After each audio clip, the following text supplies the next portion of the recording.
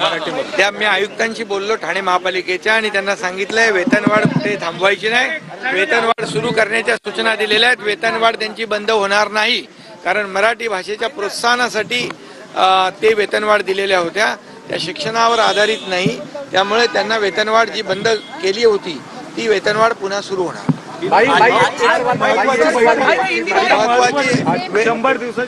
100 दिवसाच्या जो आराखडा आहे त्या 100 दिवसामध्ये जी काही कामाची प्रगती या बाबतीमध्ये आढावा झाला आणि खूप चांगली प्रगती यामध्ये सर्वच विभागांनी केलेली आहे.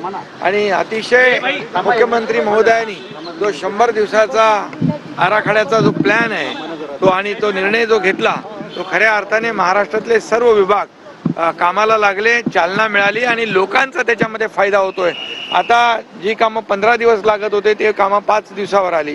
परवानगी असतील, इतर जी काही कामं असतील त्यांना काही सेवा ज्या आहेत ऑनलाईन सुरू झाल्या. त्या ठिकाणी लोकांना खेटे मारणं, चक्रा मारणं हे सगळं बंद झालं. प्रॉपर